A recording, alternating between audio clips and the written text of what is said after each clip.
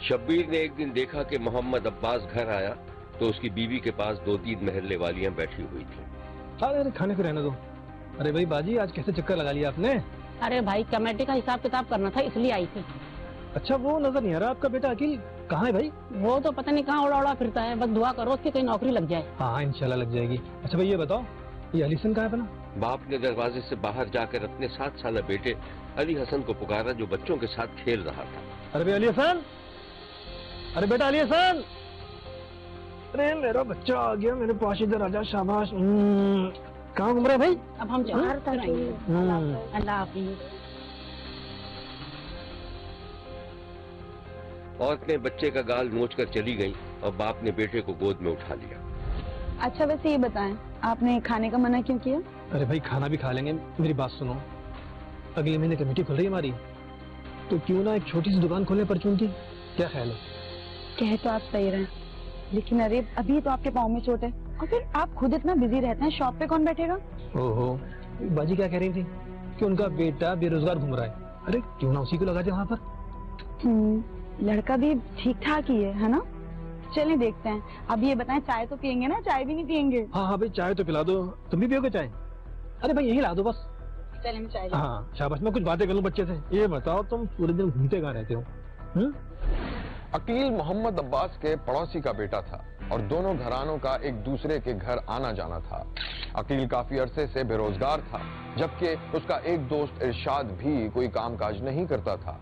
एक दिन शब्बीर ने देखा कि इरशाद किसी लड़की से फोन पर बात कर रहा था और उसका दोस्त अकील उसकी सारी बातें सुन रहा था। अबे ओ, बंद कर इसको। चलो खुदा हाफिज़। अबे यार क्या कर रहा है? सुन लिया होगा उसने। हाँ तो सुन ले, मैंने भी सब सुन लिया है। क्या बोल रहा था तुझसे? भगा कर ले जाएगा। चल फर्ज किया तूने, उसे भगा लिया, रखेगा कहाँ पर? मैं भी यही सोच रहा हूँ।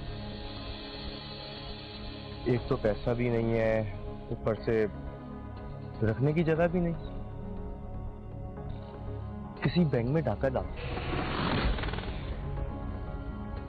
यही हल है इसका। होश में है तू? वैसे आइडिया बुरा नहीं है तेरा। अच्छा सुन, मुझे भी कुछ पैसों की जरूरत है, लेकिन छोड़।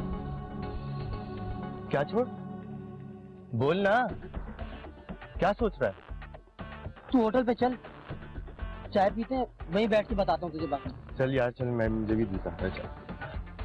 अकील और इरशाद पैसे के लिए परेशान थे।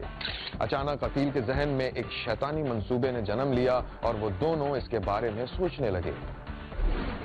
बात सुन। चलो बाद में बात। बोल। कोई अमीर बंदा ढूंढ, अगवा कर लेते हैं। खूब तैयारी की है तूने मरवाने की। अपना और मेरा वजूद देख और फिर बोल, कौन सा हथियार है हमारे पास? अबे हथियार की जरूरत ही नहीं पड़ेगी। क्यों? किसी को बहला फुसला कर ले जाएंगे और फिर उसके घर वालों से भत्ता मांगेंगे, भत्ता। इतना आसान है बहला फुसला कर? बच्चा सोच, कोई बच्चा, अमीर बच्चा। अमीर बच्चा?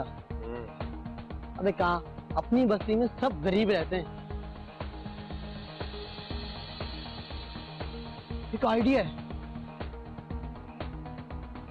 और उसके लिए 15 दिन इंतजार करना पड़ेगा भाई। इधर मोहम्मद अब्बास कमेटी निकलने पर परचून की दुकान खोलने का मंसूबा बना रहा था और वो चाहता था कि उसके पड़ोसन का बेटा अकील दुकान पर बैठे। शब्बीर ने देखा कि अकील खाने की एक प्लेट लेकर मोहम्मद अब्बास के घर में दाखिल हुआ तो अब्बास ने उसका खैर मकदम किया। अंकल कैसी तबीयत है? पैर कैसा है आपका? हाँ शुक्र है, पहले से बेहतर है। अंकल खाला जाए? खाला बेटा अंदर ही है। खाला, खाला। हाँ कि कैसे हो? क्या लिया है इसमें? मैं ठीक हूँ खाला, आप कैसी हैं? अम्मी ने बिरयानी बनाई थी, आपके लिए भिजवाई है। बिरयानी तो मुझे बहुत पसंद है। अच्छा अकील बेटा, ये बताओ तुम्हारी नौकरी का कुछ हुआ? नहीं अंकल, कहाँ, अब तक परेशान हूँ। तो समझो तुम्हारा काम हो गया।